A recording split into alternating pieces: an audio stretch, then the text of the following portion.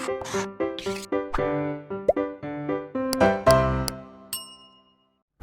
Students, welcome back to our channel blueprint digital.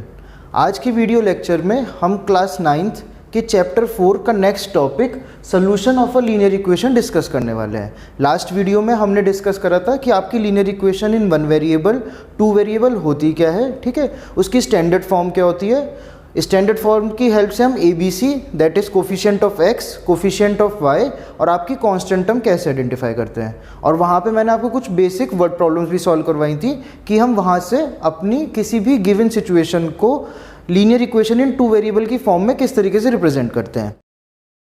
अब हम सीखेंगे कि solution of a linear equation क्या होता है। अपने वीडियो को स्टार्ट करने से पहले जो भी स्टूडेंट्स हमारी वीडियो को पहली बार देख रहे हैं वो हमारे चैनल को सब्सक्राइब करना ना भूलें and also hit the bell icon, जिससे हमारा कोई भी एजुकेशनल वीडियो अपलोड होते ही आपको स्टूडेंट उसका नोटिफिकेशन मिल जाए और हमारा कोई भी वीडियो आपसे मिस ना हो।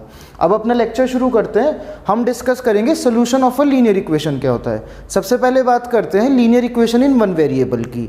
जो आपकी लीनियर इक्वेशन इन 1 वेरिएबल होती है उसमें ध्यान रखिए उसका क्या होता है, एक यूनिक सोल्यूशन होता है।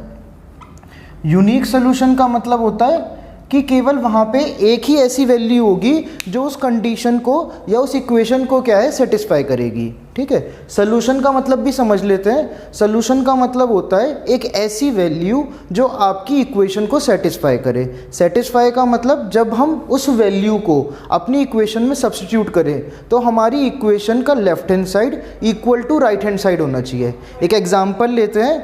लीनियर इक्वेशन इन 1 वेरिएबल का एग्जाम्पल है 5x + 2 = 0। ये क्या है, आपकी लीनियर इक्वेशन इन 1 वेरिएबल, ठीक है। इसको हमने सॉल्व करा तो ये क्या हो जाएगा, 5x = -2 और x = -2/5।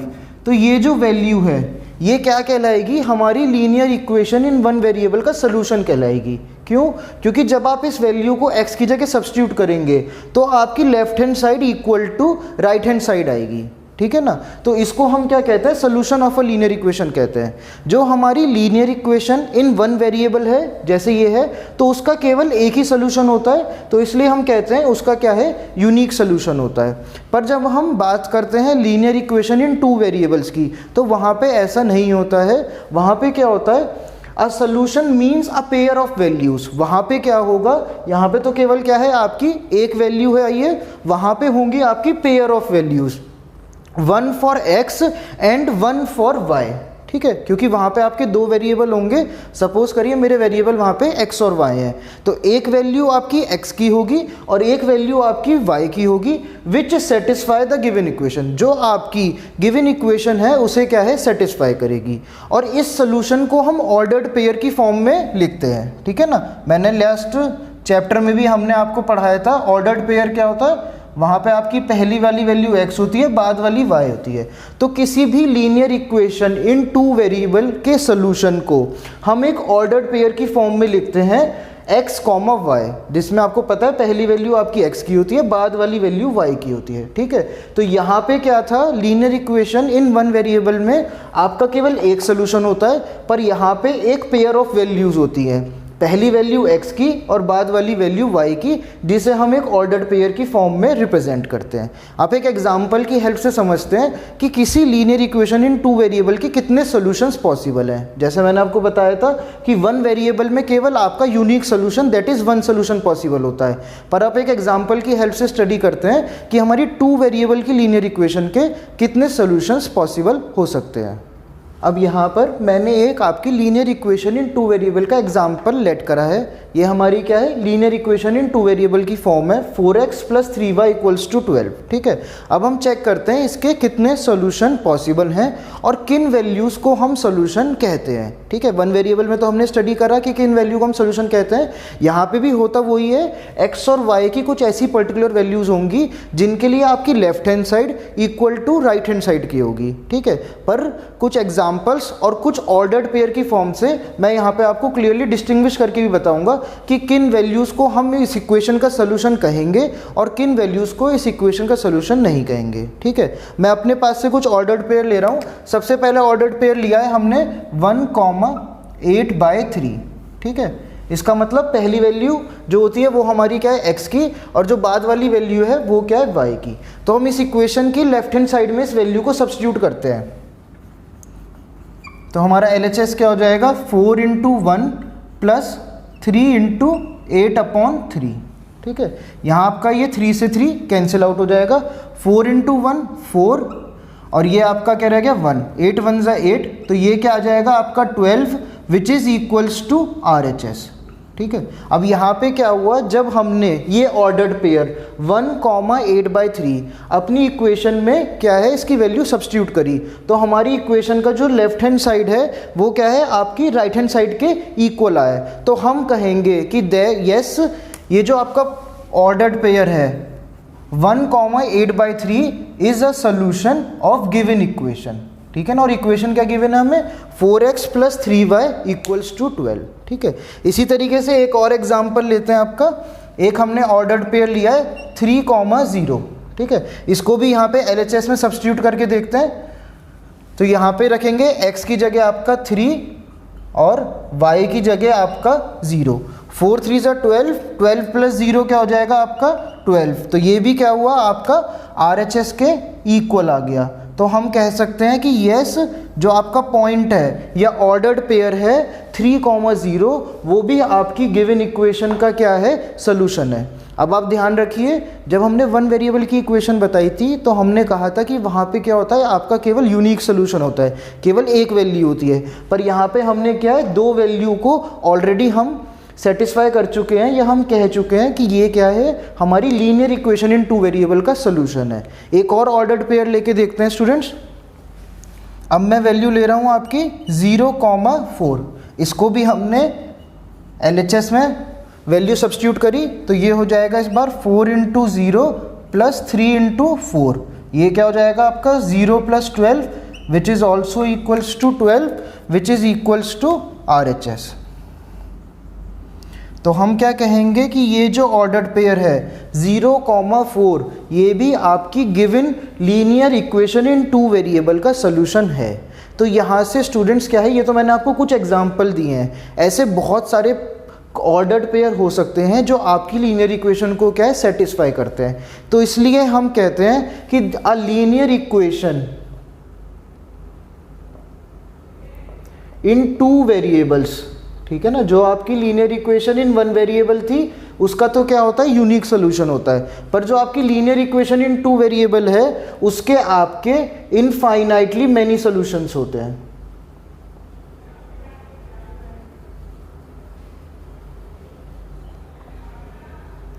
ध्यान रखिएगा, यहाँ पे डिफरेंस मैं एक बार फिर से क्लियर कर देता हूँ। जो लीनियर इक्वेशन इन 1 वेरिएबल होता है उसका यूनिक सोल्यूशन होता है, जो लीनियर इक्वेशन इन 2 वेरिएबल्स है उसके आपके इनफाइनाइटली मैनी सोल्यूशन होते हैं। ठीक है, वहाँ पे आपकी केवल एक वैल्यू होती है x की, यहाँ पे आपका जो सोल्यूशन होता है वो एक ऑर्डर्ड पेयर की फॉर्म में होता है जिसमें एक वैल्यू x की होती है और एक वैल्यू आपकी y की होती है। ठीक है, अब ऐसा नहीं होता पर कि जितने भी हमारे पॉइंट्स या हम कोऑर्डिनेट्स या हम ऑर्डर्ड पेयर पढ़ेंगे वो सभी क्या हैं इस इक्वेशन के सॉल्यूशन होंगे। कुछ ऐसे भी ऑर्डर्ड पेयर होंगे जो इस इक्वेशन को सेटिस्फाई नहीं करेंगे या इसके सॉल्यूशन नहीं होंगे। तो उनके एग्जांपल देखते हैं। सबसे पहले एक मैंने ऑर्डर्ड पेयर लिया है आपका 3/4, 2। ठीक है, तो अगेन इसको भी क्या है लास्ट एग्जाम्पल की तरह यहाँ पे वैल्यू सब्स्टिट्यूट करके देखते हैं कि हमारा रिजल्ट क्या आता है। तो इसको जब सॉल्व करेंगे ये हो जाएगा 4 इंटू 3/4 प्लस 3 इंटू 2, ये आपका 4 1 ज़ा 4। इसको सॉल्व करेंगे हो जाएगा 3 + 3 2 ज़ा 6, ये क्या आया है 9 which is not equals to 12, और we can say that LHS is not equals to RHS। तो हम क्या कहेंगे कि ये जो ऑर्डर्ड पेयर है 3/4, 2 is not a solution of given linear equation 4x + 3y = 12। एक एग्जांपल और लेते हैं इसी तरीके का। एक और ऑर्डर्ड पेयर है हमारा 1,4/3, इसकी भी वैल्यू सब्स्टिट्यूट करके देखते हैं। ये हो जाएगा 4 इंटू 1 प्लस 3 इंटू 4/3, 3 1 ज़ा 3 1 ज़ा 4 1 ज़ा 4, 4 1 ज़ा 4, ये क्या आएगा आपका 8 which is again not equals to 12 और LHS not equals to RHS। तो अगेन हम क्या कहेंगे कि ये जो ऑर्डर्ड पेयर है 1,4/3 is not the solution of given linear equation in 2 variables. ठीक है, यहाँ से आपको एक बेसिक जो है कॉन्सेप्ट, इस टॉपिक का कॉन्सेप्ट वो समझ में आ गया होगा।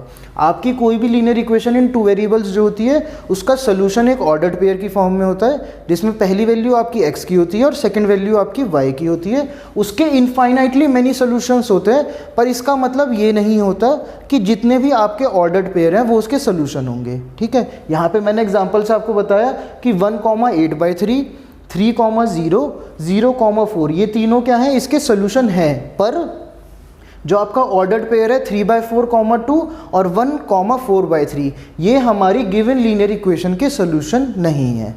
अब आगे कंटिन्यूएशन में हम पढ़ते हैं कि किसी भी लीनियर इक्वेशन के सोल्यूशंस कैसे फाइंड आउट करते हैं। ये तो हमने क्या है डायरेक्टली चेक करा कि ये ऑर्डर्ड पेयर सोल्यूशन है या नहीं है। अब हम सीखेंगे कि किसी भी लीनियर इक्वेशन इन 2 वेरिएबल के सोल्यूशंस किस तरीके से फाइंड आउट किए जाते हैं।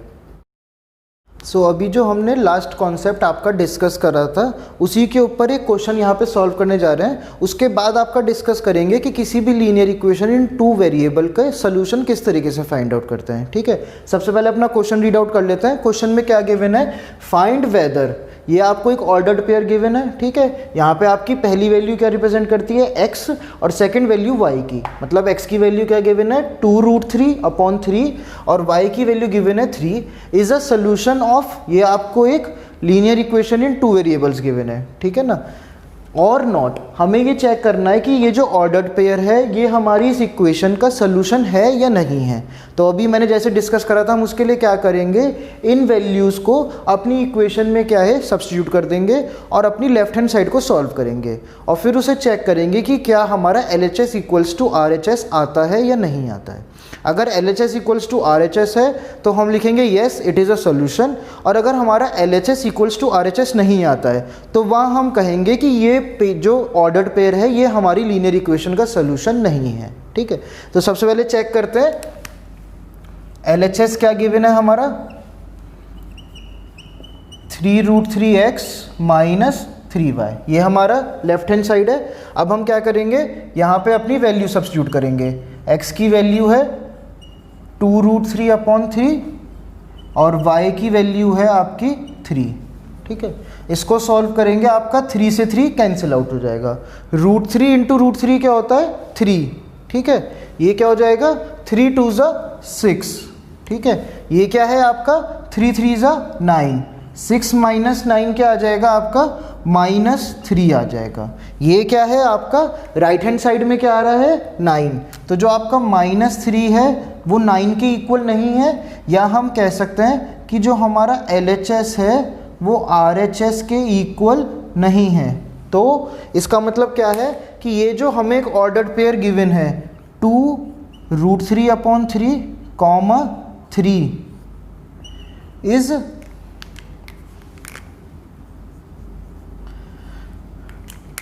is not a solution of 3√3x minus 3y equals to 9। ठीक है, सिंपल सा क्वेश्चन है, बहुत ज़्यादा कुछ भी नहीं है। एक आपको ऑर्डर्ड पेयर होगा, एक या उससे ज़्यादा भी दे सकते हैं। ठीक है ना, एक आपको इक्वेशन गिवन होगी, सिंपली हमें क्या करना है इस ऑर्डर्ड पेयर की वैल्यूज़ को अपनी इक्वेशन में सब्स्टिट्यूट करना है। ऑन सब्स्टिट्यूटिंग अगर हमारा LHS इक्वल्स टू RHS आता तो हम कहते हैं yes it is a solution, पर जैसे यहाँ पे हमारा जो LHS है वो नॉट इक्वल टू RHS आया, तो इसलिए हम कहेंगे that the given ordered pair is not a solution of given linear equation in 2 variables. सो अब हमारे इस चैप्टर का सबसे इम्पॉर्टेंट क्वेश्चन, ठीक है ना, बहुत ही ज़्यादा इम्पॉर्टेंट क्वेश्चन है ये आपका, क्योंकि इसके ऊपर ही क्या है आपके चैप्टर का जो अगला कॉन्सेप्ट है, जो हम इसका ग्राफ प्लॉट करते हैं वो भी क्या है, इसके ऊपर ही डिपेंड है।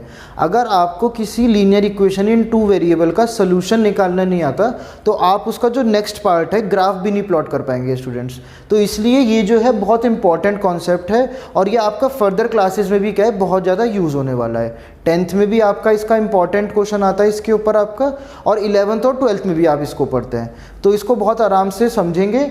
यहाँ पे क्या क्वेश्चन में हमें गिवन है, फाइंड 3 सॉल्यूशंस, ये आपका क्वेश्चन नंबर 2 है, find 3 solutions of the following. ठीक है ना, ये हमें कुछ लीनियर इक्वेशंस गिवन है 2 वेरिएबल्स में, हमें इनके क्या है 3 सॉल्यूशन फाइंड आउट करना है। ठीक है, सॉल्यूशन मैं आपको डिस्कस कर चुका हूँ, एक वैल्यू x की और एक वैल्यू आपकी y की जो आपकी इस इक्वेशन को सेटिस्फाई करेगी। हमें ये भी पता है कि किसी भी लीनियर इक्वेशन के इनफाइनाइट मेनी सॉल्यूशंस होना है, तो हमें उन इनफाइनाइट में से केवल आपके क्या हैं 3 सॉल्यूशंस जो है फाइंड आउट करने हैं। ये आपकी 4 अलग अलग तरीके की लीनियर इक्वेशन है जो आपको इन पे क्या है अलग अलग तरीके के क्वेश्चन आ सकते हैं। ठीक है, तो मैंने इसलिए ही आपकी चारों तरीके की लीनियर इक्वेशंस यहाँ पे क्या है इस क्वेश्चन की हेल्प से कवर अप कर ली है। अब हम देखते हैं कि हम इनके सोल्यूशन किस तरीके से फाइंड आउट करते हैं। हमारी पहली इक्वेशन है 5x - 2y = 10।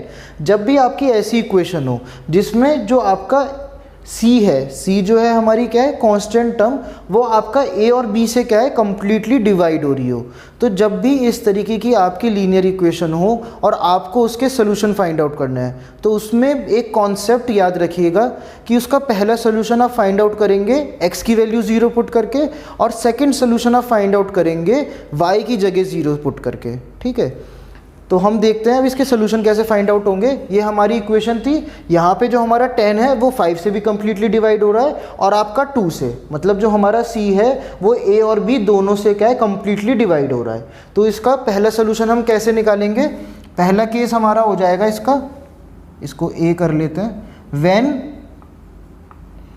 x = 0। ठीक है, हम इस इक्वेशन में क्या करेंगे x की जगह 0 सब्स्टिट्यूट कर देंगे। जब हम यहाँ पे x की जगह 0 कर देंगे तो ये क्या हो जाएगा आपका 5 × 0 - 2y = 10। इसको सॉल्व करेंगे, 5 × 0 इज 0, 0 - 2y इज -2y = 10 और y = -5। तो हमारा जो पहला सोल्यूशन है वो हमें क्या है ऑब्टेन हो गया है। हमारा पहला सोल्यूशन क्या है 0, -5। ठीक है, हमें 3 सोल्यूशन फाइंड आउट करने हैं अपनी लीनियर इक्वेशन के 5x - 2y = 10, क्योंकि यहाँ पे जो हमारी कांस्टेंट टर्म है वो a और b दोनों से कम्प्लीटली डिवाइड हो रही है, तो उसके लिए हमने सबसे पहले क्या करा x को 0 पुट कर दिया। अब similarly second solution find out करने के लिए हम क्या करेंगे, यहाँ पे अब हम आपके y को 0 पुट कर देंगे। अब जब हम y को 0 करेंगे तो ये क्या हो जाएगा 5x - 2 × 0 = 10। 2 × 0 is 0, 5x - 0 is 5x = 10, it's comes out to be x = 2। तो हमारा सेकंड सोल्यूशन क्या हो जाएगा 2, 0। ठीक है, तो हमने जो अपनी लीनियर इक्वेशन है उसके 2 सोल्यूशन फाइंड आउट कर लिए हैं। पहला सोल्यूशन है 0, -5 और थर्ड सोल्यूशन है 2, 0। अगर आपसे बाय चांस इस तरीके के क्वेश्चन में केवल आपसे 2 सोल्यूशन पूछे जाएं तो सीधा सीधा आप पहले एक बार x को 0 करिए और एक बार आप अपने y को 0 कर दीजिए। ठीक है, अब थर्ड सोल्यूशन फाइंड आउट करने के लिए हम क्या करेंगे, यहाँ पे ये जो आपकी इक्वेशन है 5x - 2y = 10, इसको थोड़ा सा क्या है रीअरेंज कर लेते हैं। तो इसको क्या करा मैंने 2y को राइट हैंड साइड में भेज दिया और आपके 10 को लेफ्ट हैंड साइड में भेज दिया है। तो ये हो जाएगा आपका 5x - 10 = 2y। ठीक है, और वी कैन से यहाँ से आपकी y की वैल्यू क्या हो जाएगी, ठीक है। अब एक बार हम x की वैल्यू 0 रख चुके हैं और एक बार 2 रख चुके हैं। अब उसके अलावा हम यहाँ पे x की आपकी कोई भी वैल्यू पुट करेंगे जिससे हमारे पास y की एक वैल्यू ऑब्टेन हो जाएगी। ठीक है, लेट से मैं यहाँ पे x की वैल्यू आपकी 1 पुट करता हूँ, तो ये क्या हो जाएगा आपका 1 पुट करने पे 5 × 1 5 -10/2। इसको सॉल्व करेंगे तो ये क्या हो जाएगा आपका -5/2। तो हमारा थर्ड सोल्यूशन क्या हो जाएगा, यहाँ पे हमने x की वैल्यू रखी है 1 और y की वैल्यू क्या आई है -5/2। ये हमारा क्या है, थर्ड सोल्यूशन हो जाएगा। तो हमारे जो तीनों सोल्यूशन आए हैं वो क्या आए हैं, पहला सोल्यूशन था 0, -5, सेकंड सोल्यूशन था 2, 0 और थर्ड सोल्यूशन है 1, -5/2। यहाँ पे स्टूडेंट्स एक चीज़ ध्यान रखिएगा, वैसे तो जब आपके पास सोल्यूशन का क्वेश्चन आता है तो आप कैसी भी वैल्यू ऑब्टेन कर सकते हैं, ठीक है। मतलब जैसे यहाँ पे आपकी फ्रैक्शनल वैल्यू आई है तो उसमें कोई भी आपके मार्क्स रिड्यूस नहीं होंगे, कोई ऑब्जेक्शन नहीं है, पर फिर भी मैं रिकमेंड करूँगा कि आप ऐसी वैल्यू फाइंड आउट करें जो क्या हो, आपके प्रॉपर नेचुरल नंबर्स हो, ठीक है ना, या आपके प्रॉपर इंटीजर वैल्यू हो, फ्रैक्शनल वैल्यू ना हो। क्योंकि उससे क्या है, जब आप इस तरीके की प्रैक्टिस अभी से करेंगे तो जो इसका अगला पार्ट है ग्राफ प्लॉट करने का, वहाँ पे आपको क्या है, ईजी रहेगा। अगर मैं आपसे कहूँ कि इस पॉइंट को ग्राफ पे प्लॉट करिए तो क्या है, थोड़ा सा मुश्किल होता है। तो इसलिए हम लोग रिकमेंड करते हैं कि आप ऐसी वैल्यूज़ अपना सोल्यूशन निकालिए जो क्या है, प्रॉपर इंटीजर वैल्यू हो, फ्रैक्शनल वैल्यू ना हो, ठीक है। अगर मुझे आपको यहाँ पे, ये आपका गलत नहीं है, ठीक है, पर केवल क्योंकि अगर हमें इस पॉइंट को ग्राफ पे प्लॉट करना होगा तो हमें थोड़ा सा क्या है, वो टफ हो सकता है, तो इसलिए हम सजेस्ट करते हैं कि आप proper integer value find out करिए। अगर मुझसे इसका थर्ड सोल्यूशन भी प्रॉपर इंटीजर में फाइंड आउट करना हो तो मैं देखिए क्या वैल्यू रख सकता हूँ, मैं यहाँ x की वैल्यू आपकी 4 रख सकता हूँ। जब मैं यहाँ पे आपका x = 4 रखूँगा तो ये क्या हो जाएगा, 5 4 = 20, 20 - 10 is 10, 10/2 क्या हो जाएगा आपका 5। तो y क्या आएगा आपका 20 - 10/2 which is equals to 10/2 which is equals to 5। और हम कह सकते हैं कि जो हमारा थर्ड सोल्यूशन है वो क्या आ जाएगा 4/5, ठीक है। आंसर आपका ये भी करेक्ट है, ये भी करेक्ट है, ठीक है। बस अगर आपको ग्राफ प्लॉट करना है तो वहाँ पे ये टफ होगा, इसलिए मैंने आपको ये वाला भी पॉइंट निकाल के दिखाया है। अब हमारे इस क्वेश्चन के सेकंड इक्वेशन 3x - y - 1, इस इक्वेशन को सॉल्व करते हैं और इसके 3 सोल्यूशन फाइंड आउट करते हैं। जब भी आपको ऐसी इक्वेशन हो जहाँ पे आपको x या y कोई एक वेरिएबल का कोफिशिएंट क्या हो, 1 हो, तो वहाँ पे उसको किस तरीके से सॉल्व करते हैं वो भी स्टडी करते हैं। इस इक्वेशन को हम रीअरेंज कर लेते हैं, y को हम अगेन आपका राइट हैंड साइड पे मूव कर देते हैं और बाकी सब टर्म्स आपकी यहीं रहने देते हैं। तो ये आपकी इक्वेशन क्या हो जाएगी, y = 3x - 1, ठीक है। यहाँ पे हमने सिंपली कुछ भी नहीं करा है, जो आपका y था, यहाँ पे माइनस का y था, उसे राइट हैंड साइड में ट्रांसपोज कर दिया तो वो +y है। जो 3x और -1 है वो आपका एज इट इज़ रहेगा, ठीक है। अब इस इक्वेशन के सोल्यूशन निकालना बहुत इजी है। यहाँ पे अब आपको कुछ भी नहीं करना है, आप x की अलग अलग वैल्यू रखिए, आपको कुछ नहीं देखना कि वो आपकी डिवाइड हो रही है नहीं हो रही है, क्योंकि यहाँ पे अपॉन में क्या है 1 है, ठीक है। आप x की अलग अलग वैल्यू रखिए और y की आपके पास वैल्यू क्या है, ऑब्टेन होती रहेंगी, ठीक है। सपोज करिए मैं सबसे पहले पुट करता हूँ x = 0। जब हम यहाँ पे x = 0 रखेंगे तो y की वैल्यू क्या हो जाएगी आपकी 3 × 0 - 1। 3 × 0 क्या होता है 0 - 1 = -1। तो हमारा पहला ऑर्डर्ड पेयर जो इसका सोल्यूशन है वो क्या आ जाएगा 0, -1। इसी तरीके से सेकंड सोल्यूशन फाइंड आउट करने के लिए मैंने x की वैल्यू रखी यहाँ पे 1, ठीक है। अब 1 रखेंगे तो क्या हो जाएगा y = 3 × 1 - 1, 3 × 1 = 3, 3 - 1 is 2। तो ये y की वैल्यू क्या आ गई है 2, और हमारा जो सोल्यूशन का ऑर्डर्ड पेयर है वो क्या हो जाएगा 1, 2। इसी तरीके से आप x = 2, 3 कुछ भी रख सकते हैं। मैं सपोज करिए यहाँ पे आपकी x = मैंने 5 रखी है। जब x = 5 रखेंगे तो y की वैल्यू हो जाएगी 3 × 5 - 1, 5 3 = 15 - 1 = 14। तो हमारा थर्ड ऑर्डर्ड पेयर क्या हो जाएगा 5, 14, ठीक है। तो जब भी आपके पास ऐसी इक्वेशन हो जिसमें आपका x या y का कोफिशिएंट 1 हो तो उस इक्वेशन को आप इस तरीके से अरेंज कर लीजिए। अगर यहाँ पे x का कोफिशिएंट 1 होता तो आप x = 2 करके एक अपनी इक्वेशन बना लीजिए और फिर सिंपली वहाँ पे अपनी जो भी आपका वेरिएबल है उसकी वैल्यू सब्स्टिट्यूट करके सेकंड वेरिएबल की वैल्यू जो है फाइंड आउट कर लीजिए। तो हमारे इस इक्वेशन के 3 सोल्यूशन क्या आए हैं, 0, -1, 1, 2 और 5, 14। इसके बहुत सारे सोल्यूशन हो सकते हैं, ये हमने कुछ 3 सोल्यूशन इसके निकाले हैं। इनको स्टूडेंट्स टेबल फॉर्म में भी हम लिख सकते हैं सोल्यूशंस को। उसे हम किस तरीके से लिखते हैं, ये हम एक टेबल बनाते हैं एक्स और वाई का। यहाँ पे एक्स की वैल्यू जब हमारी 0 थी तो वाई की वैल्यू क्या आई थी, -1। जब x की वैल्यू 1 थी तो y की वैल्यू क्या आई थी, 2। जब x की वैल्यू 5 थी तो y की वैल्यू क्या आई थी, 14। इसे हम कहेंगे the table for linear equation 3x - y - 1। ठीक है ना, ये हमारे इस लीनियर इक्वेशन के तीनों सॉल्यूशंस को क्या है, इन टेबल फॉर्म में रिप्रेजेंट कर रहे हैं हम यहाँ पे। सो हमारा थर्ड पार्ट है इस क्वेश्चन का, 3x - 4y + 7 = 0। इस इक्वेशन में आप देखेंगे स्टूडेंट्स, जो आपका कांस्टेंट पार्ट है ना तो वो a और b से डिवाइड हो रहा है और ना ही आपका जो कोफिशिएंट है किसी भी वेरिएबल का वो 1 है। तो ना हम इसमें जो आपका फर्स्ट मेथड की अप्रोच थी वो लगा सकते हैं, ना ही सेकंड मेथड की। तो इस तरीके की इक्वेशंस को देखते हैं किस तरीके से सॉल्व करते हैं। पर इसमें थोड़ा सा क्या है, हम पिछले दोनों का थोड़ा थोड़ा पार्ट यूज़ करेंगे जैसे हमने उन्हें सॉल्व करा था।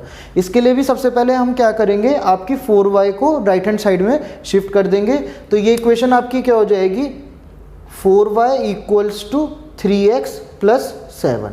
ठीक है, 4y को हमने राइट हैंड साइड में ट्रांसपोज कर दिया है। जो 3x और 7 थे वो आपके एज इट इज रह गए हैं, 4y आपका माइनस से प्लस में हो गया है।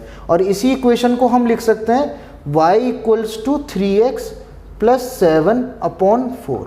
ठीक है ना, ये आपकी क्या है, जो हमने सेकंड मेथड में भी, सेकंड इक्वेशन में भी जो मेथड अप्रोच करा था वहाँ पे भी हमने क्या है, y की वैल्यू निकाल ली थी और फिर अब अपनी x की वैल्यू सब्स्टिट्यूट कर करके अपने तीनों सॉल्यूशंस ऑब्टेन कर लिए थे। तो यहाँ पे भी अब हम क्या है, वही मेथड अप्रोच करने वाले हैं। यहाँ पे अब हम सिंपली अपनी x की कुछ वैल्यू सब्स्टिट्यूट करेंगे और उनसे y की वैल्यू ऑब्टेन करेंगे। अब अगेन मैं यहाँ पे आपसे रिकमेंड करूँगा कि अगर आपके पास सोल्यूशन का क्वेश्चन आता है, जैसे यहाँ पे है कि आपको केवल इस इक्वेशन का सोल्यूशन फाइंड आउट करना है, तो आप x की कोई भी वैल्यू रखिए, मतलब आपका रिजल्ट फ्रैक्शनल आए, कुछ भी वैल्यू आए, कोई फ़र्क नहीं पड़ता। पर सपोज करिए आपके पास इस इक्वेशन का ग्राफ प्लॉट करने के लिए आता है, तो वहाँ पे ध्यान रखिए आप हमेशा ऐसी वैल्यूज़ लीजिएगा जो आप आसानी से प्लॉट कर पाएँ। ठीक है, मैं दोनों तरीके से इस क्वेश्चन को सॉल्व कर रहा हूँ। एक बार आपकी डायरेक्ट कुछ भी वैल्यूज़ ले रहा हूँ x की, चाहे आपका रिजल्ट फ्रैक्शनल आए, कुछ भी आए, और एक बार मैं ऐसी वैल्यूज़ लूँगा जिनमें आपका जो पर्टिकुलर y की वैल्यू है वो इंटीजर ही आए। ठीक है, अब आराम से समझते हैं, ज़्यादा कॉम्प्लिकेट नहीं करते इसे। पहले अब हम इसमें पुट करते हैं अपना x = 0। ठीक है, यहाँ पे हमने x को 0 रखा, तो ये क्या हो जाएगा आपका y = 3 × 0 0 0 + 7 7/4। ठीक है, यहाँ पे हमने x की जगह 0 पुट करा आपका, तो y की वैल्यू क्या आ गई, 7/4। तो हमारा पहला सोल्यूशन क्या आ गया, 0, 7/4। अब सिमिलरली अब हम एक बार क्या सब्स्टिट्यूट करेंगे, यहाँ पे x = 1 सब्स्टिट्यूट करेंगे। तो जब इसको सॉल्व करेंगे तो y की वैल्यू क्या हो जाएगी, 3 × 1 = 3, 3 + 7 10, 10/4 हो जाएगी। 10/4 को भी हम सॉल्व कर सकते हैं, तो वो क्या हो जाएगी, 5/2। तो हमारा सेकंड ऑर्डर्ड पेयर क्या हो जाएगा, 1, 5/2। ठीक है, अब थर्ड्स के लिए हम क्या करते हैं, हमने यहाँ रखा x = 2। x = 2 रखेंगे तो y क्या हो जाएगा, 3 × 2 = 6 + 7/4, it comes out to be 13/4। और हम क्या कह सकते हैं कि हमारा थर्ड ऑर्डर्ड पेयर क्या है, 2, 13/4। ठीक है, तो हमारे जो 3 सोल्यूशन थे, जो आपका लीनियर इक्वेशन है 3x - 4y + 7 के, वो क्या क्या आए हैं, 0, 7/4, 1, 5/2 और 2, 13/4। अब एक ये तो क्या हो गई, हमारी y की सब जगह वैल्यूज़ क्या आ रही है, फ्रैक्शनल वैल्यूज़ आ रही हैं। अब एक बार मैं इसको सॉल्व करने जा रहा हूँ सेकंड मेथड से, जिसमें हम x की ऐसी वैल्यूज़ लेंगे जिससे आपकी y की वैल्यू क्या है, फ्रैक्शनल ना आए। अब हमारी इक्वेशन थर्ड वाला पार्ट ही हम सॉल्व कर रहे हैं पर सेकंड अप्रोच से, ठीक है। इस अप्रोच में हम ऐसी वैल्यूज़ लेंगे यहाँ पे x की जो हमारी y की वैल्यू क्या है, आपकी इंटीजर वैल्यू है, ठीक है। थोड़ा सा क्या है, टाइम टेकिंग तो होगा, पर ये मैं आपको यहाँ पे इसलिए समझा रहा हूँ कि जिससे जब हम ग्राफ के क्वेश्चन करेंगे अपने अगले लेक्चर्स में तो वहाँ पे क्या है, आपको प्रॉब्लम नहीं होगी, ठीक है। पिछला मेथड आपका बिल्कुल सही है, आपको फुल मार्क्स मिलेंगे अगर आपको केवल सोल्यूशन निकालने के लिए आते हैं, ठीक है। मैं ये मेथड केवल इसलिए पढ़ा रहा हूँ कि जब आप ग्राफ प्लॉट करेंगे तो जिससे जो वो वहाँ पे ऑर्डर्ड पेयर आए थे, जैसे वहाँ पे पॉइंट्स आए थे 2,13/4, तो वो प्लॉट करने में क्या है, प्रॉब्लम होगी ग्राफ पे, तो इसलिए मैं इस मेथड को यहाँ समझा रहा हूँ। यहाँ तक का पार्ट आपका सेम रहेगा। अब यहाँ पे हम यूज़ करेंगे हिट एंड ट्रायल मेथड। यहाँ पे आप x की कुछ वैल्यूज़ यहाँ पे क्या है, आप ट्राई करके देखेंगे कि उस पर क्या है, ये आपका 4 से डिविजिबल होता है नहीं होता। हमें जो आपका न्यूमरेटर पार्ट है वो ऐसी वैल्यू चाहिए जो आपकी क्या है, 4 से डिवाइड हो जाए। तो उसके लिए हम क्या करेंगे, सबसे पहले देखिए, जब हमने x 0 रखा था तो ये डिवाइड नहीं हो रहा था, तो हमने एक वैल्यू क्या है नेगेटिव में भी रख के देखते हैं। हमने यहाँ पे रखा x की जगह -1, तो 3 × -1 क्या हो जाएगा, -3, और -3 + 7 क्या होता है, 4, और 4 आपका क्या है, 4 से डिवाइड हो जाएगा। तो इसलिए हमारी पहली वैल्यू क्या होगी, x = -1। जब हम यहाँ पे -1 सब्स्टिट्यूट करेंगे तो आपकी y की वैल्यू क्या हो जाएगी, -3 + 7/4 which is equals to 4/4 which is equals to 1। और हम क्या कह सकते हैं कि हमारा सोल्यूशन क्या आया है, पहला -1,1। अब इस पॉइंट को अगर आपको ग्राफ पे प्लॉट करने के लिए कहा जाएगा तो क्या है, ये मच इजी है, जो आपको ऑर्डर्ड पेयर अभी इससे पिछले एग्जाम्पल में मैंने करके दिखाए थे, या पिछले मेथड में जो करके दिखाए थे, ठीक है। इसी तरीके से सेकंड सोल्यूशन फाइंड आउट करेंगे। अब उसके लिए देखते हैं, अब हम 1 और 2 वैल्यू यहाँ पुट करके देख चुके हैं। 1 और 2 पे हमारा ये आपका डिविजिबल नहीं हो रहा था 4 से। अब हम यहाँ पे 3 रख के देखते हैं, ये क्या हो जाएगा आपका, 3 × 3 = 9, 9 + 7 क्या होता है आपका 16, और 16 क्या होता है आपका 4 से डिवाइड होता है। तो इसलिए सेकंड वैल्यू हम कैसे रखेंगे यहाँ पे, when x = आपका 3, ठीक है। तो अब आपकी y की वैल्यू क्या हो जाएगी, 9 + 7/4 which is 16/4 which is equals to 4। तो हमारा सेकंड सोल्यूशन क्या हो जाएगा आपका 3,4, ठीक है। अब आप एक चीज़ देखिए, सबसे पहले हमारी x की वैल्यू क्या है, -1, और अगली वैल्यू क्या है 3। इनके बीच में क्या डिफरेंस है, 4 का, और 4 क्या है, हमारा डिनोमिनेटर पार्ट है। तो अगली वैल्यू के लिए भी मैं क्या करूँगा, 3 में 4 ऐड कर दूंगा, ठीक है। तो मुझे अब क्या हिट एंड ट्रायल करने की ज़रूरत नहीं पड़ेगी, मैंने सीधा देखा कि मेरा 4 ऐड करने पे क्या है, ये सीक्वेंस चल रही है, तो मैंने अब यहाँ पे x की जगह 7 पुट करा। अब हम देखते हैं हमारा y यहाँ पे कम्प्लीटली डिवाइड होगा या नहीं होगा। जब हम यहाँ पे 7 रखेंगे तो 7 × 3 = 21 + 7/4 which is equals to 28/4 which is equals to 7, और हमारा ऑर्डर्ड पेयर क्या आ जाएगा, 7,7, ठीक है स्टूडेंट्स। तो इस मेथड के लिए ये भी ध्यान रखिए, आपको केवल पहली वैल्यू फाइंड आउट करनी है। जब आपने पहली वैल्यू फाइंड आउट कर ली जो आपसे डिवाइड हो रही है, तो आप उस वेरिएबल में जिस नंबर से आप डिवाइड कर रहे हैं, अगर यहाँ पे 5 होता 5, 6 हो 6, 7 हो 7, तो आप क्या उससे एक्सीड करते चले जाइए, आपको अपने आप ऐसी वैल्यू मिलेंगी जो प्रॉपर क्या है, इंटीजर वैल्यू होंगी। तो यहाँ पे हमारे जो तीनों सोल्यूशन आए हैं, -1,1, 3,4, 7,7, ये सारी क्या है, इंटीजर वैल्यूज़ हैं। और अगर आपको इनका ग्राफ भी ड्रॉ करने के लिए कहा जाता है तो क्या है, आप बहुत ईजीली इसका ग्राफ ड्रॉ कर पाएंगे। अब हम अपने क्वेश्चन का लास्ट पार्ट और अपने वीडियो का भी लास्ट क्वेश्चन डिस्कस करने वाले हैं। यहाँ पे हमें इक्वेशन गिवन है 5y = 2x। इसके हमें 3 सोल्यूशन फाइंड आउट करने हैं। बहुत ही ज़्यादा इजी है इसके सोल्यूशन फाइंड आउट करना। आपको पहला स्टेप सेम है कि आप या तो यहाँ से x की वैल्यू निकाल लीजिए या y की वैल्यू फाइंड आउट कर लीजिए, ठीक है ना। अगर हमें यहाँ से x की वैल्यू फाइंड आउट करने की होगी तो क्या होगी, x = हो जाएगा 5y/2, ठीक है। और अगर कुछ बच्चों को नहीं, हमें x की वैल्यू नहीं चाहिए, हमें y की वैल्यू फाइंड आउट करनी है, तो y की वैल्यू क्या हो जाएगी, 2x/5, ठीक है। अब इसके सोल्यूशन फाइंड आउट करने के लिए आपको कुछ भी नहीं करना, आपके डिवाइजर में यहाँ पे क्या है, 2 है, तो यहाँ पे आप क्या करेंगे, y की सारी वैल्यू ऐसी लेंगे जो आपकी क्या है, 2 से डिवाइड होती हो, ठीक है। और अगर आप y की वैल्यू से सॉल्व करेंगे तो आप x की सारी वैल्यूज़ क्या लेंगे, मल्टीपल्स ऑफ 5 लेंगे, जिससे आपका डिवीज़र क्या है, आराम से कैंसिल आउट हो जाए और आपकी जो वैल्यू है वो क्या है, एक प्रॉपर इंटीजर वैल्यू है। मैं इस मेथड से सॉल्व करने जा रहा हूँ आपका, ठीक है। देखते हैं यहाँ से क्या होगा। सबसे पहले हमने क्या करा, आपका y इक्वल्स टू 0 लिया, ठीक है। जब y इक्वल्स टू 0 करेंगे तो ये क्या हो जाएगा आपका 5 इंटू 0 अपॉन 2, 5 इंटू 0 0, तो आपका x भी क्या आ जाएगा 0। तो हमारा पहला ऑर्डर्ड पेयर, या हम कहें इसका सोल्यूशन क्या आया 0,0, ठीक है। दूसरे केस में अब हम यहाँ पे 1 नहीं रखेंगे, यहाँ पे हमारा डिवाइज़र क्या है 2, तो हम y की वैल्यू क्या रखेंगे 2 लेंगे, ठीक है। जब y की वैल्यू 2 लेंगे तो x की वैल्यू क्या हो जाएगी आपकी 5 इंटू 2 अपॉन 2, 2 से 2 आपका कैंसिल हो जाएगा, x की वैल्यू क्या हो जाएगी 5, और आपका ऑर्डर्ड पेयर क्या हो जाएगा 5,2, ठीक है। सिमिलरली थर्ड केस के लिए फिर अगेन अब हम 3 वैल्यू नहीं रखेंगे, हम क्या रखेंगे आपका 4, 6, 8 या 10 ऐसी कोई वैल्यू रखेंगे। नेगेटिव की भी रख सकते हैं, माइनस का 2 भी रख सकते हैं। सपोज करिए मैंने माइनस का 4 रखा, तो ये क्या हो जाएगा आपका x equals to 5 into -4 upon 2, ये 2 2 तो x की वैल्यू क्या आ जाएगी -10। तो हमारा थर्ड ऑर्डर्ड पेयर क्या हो जाएगा -10, -4। तो हमारे 3 ऑर्डर्ड पेयर आ गए 0 0, 5,2 और -10, -4। सपोज करिए अगर आपको इससे भी फाइंड आउट करना है, तो यहाँ पे हम x की वैल्यूज़ क्या लेंगे जो आपकी 5 से मल्टीपल हो। तो उसके लिए हम क्या ले सकते हैं, सबसे पहले हम रख सकते हैं x की वैल्यू आपकी 5 रख सकते हैं। तो वहाँ पे आपकी y की वैल्यू क्या हो जाएगी 2 इंटू 5 अपॉन 5, 5 से 5 आपका कैंसिल हो जाएगा, तो ये क्या रह जाएगी 2।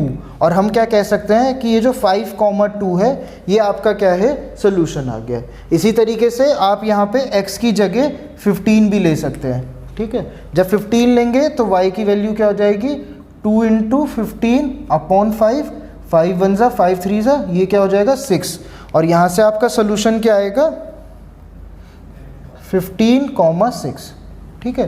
तो जब भी आपको इस तरीके की इक्वेशन हो जिसमें आपकी कांस्टेंट टर्म नहीं है, तो वहाँ पे आप दोनों में से या तो x की वैल्यू x की टर्म में अपनी इक्वेशन को सॉल्व कर लीजिए या y की टर्म्स में, और फिर वहाँ पे आप अपनी ऐसी वैल्यूज़ रखिए जो आपके डिवाइज़र है उससे क्या है कंप्लीटली डिवाइड होती हो, जिससे आपकी वैल्यूज़ जो हैं प्रॉपर इंटीजर वैल्यूज़ ऑब्टेन होंगी।